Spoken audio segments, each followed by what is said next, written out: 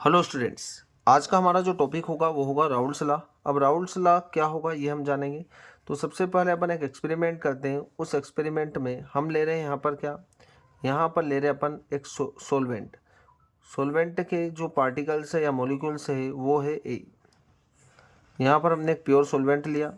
Pure solvent लिया तो हम यहाँ लिख सकते हैं क्या, प्योर सोलवेंट, जिसका कैसा है ये, वोलेटाइल है। वोलेटाइल मतलब जिसका वेपर फॉर्म होता है, जिसका वेपर बनता है। तो वोलेटाइल प्योर सोलवेंट है जिसे हम बोल रहे हैं ए, है ना। तो ए के थ्रू अपन सोलवेंट को डिनोट करेंगे। इसका वेपर प्रेशर है कितना, प्योर वोलेटाइल जो सोलवेंट है उसका वेपर प्रेशर है पी नॉट ए। ठीक है, इसमें हम ऐड कर रहे हैं क्या, हम इसमें ऐड कर रहे हैं non volatile solute. Non volatile solute मतलब जो सोल्यूट के पार्टिकल्स होंगे वो होंगे बी।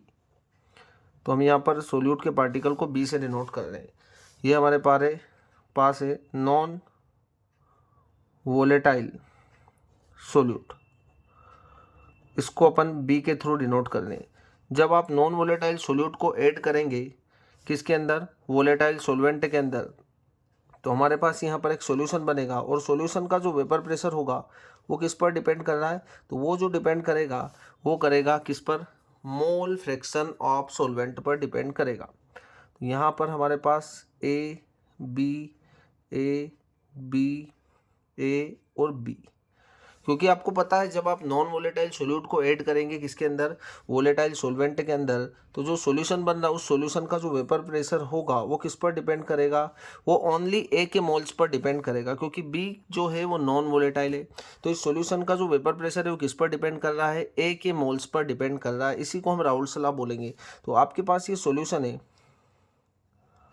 सॉल्यूशन है ना। सॉल्यूशन के अंदर क्या है, ए भी है और बी भी है। पर इस सॉल्यूशन का वेपर प्रेशर किस पर डिपेंड कर रहा है, ओनली ए के मोल्स पर डिपेंड कर रहा है। बी के मोल से इसे कोई मतलब नहीं, क्योंकि बी के मोल्स जो है वो कैसे है, नॉन वोलेटाइल है। मतलब इसके वेपर प्रेशर में इनका कोई कॉन्ट्रीब्यूशन नहीं है, क्योंकि ये नॉन वोलेटाइल है।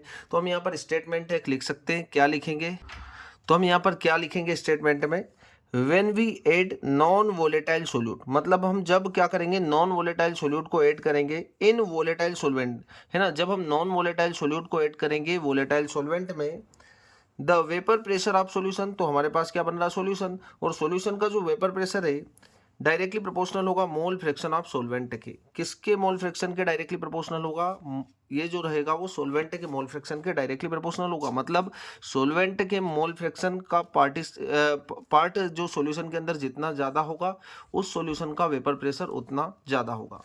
तो ये बताता हमें राउल्स लॉ। अब हम यहाँ पर बोल सकते हैं, देखो इसका वेपर प्रेशर कितना है, पी ए, क्या है, पी ए, है ना। ये प्योर सोलवेंट का जो वेपर प्रेशर है वो पी नॉट है, बट सॉल्यूशन का वेपर प्रेशर कितना है, पी ए। तो हम यहाँ पर बोल सकते हैं क्या, पी ए, पी ए मतलब vapour pressure of solution is directly proportional to mole fraction of solvent X A, है ना।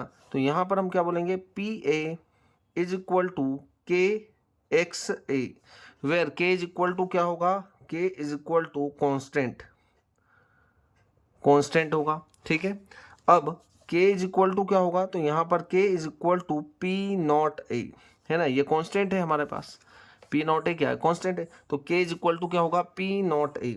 इससे हम क्या करेंगे, इक्वेशन फर्स्ट में पुट करेंगे तो क्या होगा, P A is equal to k की जगह पर क्या रख देंगे, पी नॉट ए, और x ए को तो आप x से ही लिखेंगे। But we know that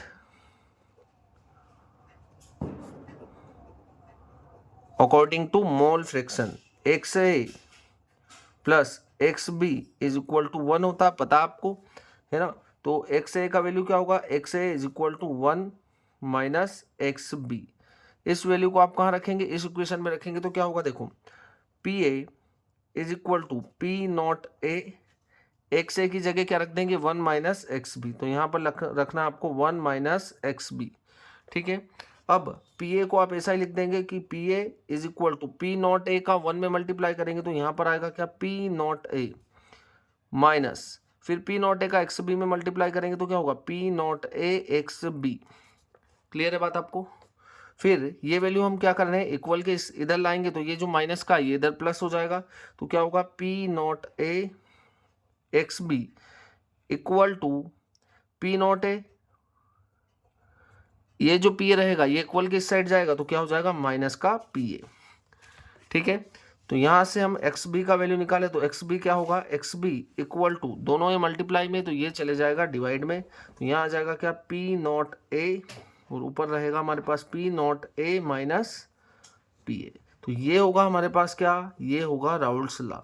Raoult's law हमें क्या बता रहा है कि जब आप क्या करेंगे, जब आप नॉन वोलेटाइल सोल्यूट को वोलेटाइल सोलवेंट में ऐड करेंगे तो जो हमारे पास सॉल्यूशन बनेगा उस सॉल्यूशन का वेपर प्रेशर जो रहेगा वो सॉल्वेंट के मोल फ्रैक्शन के डायरेक्टली प्रोपोर्शनल होता है।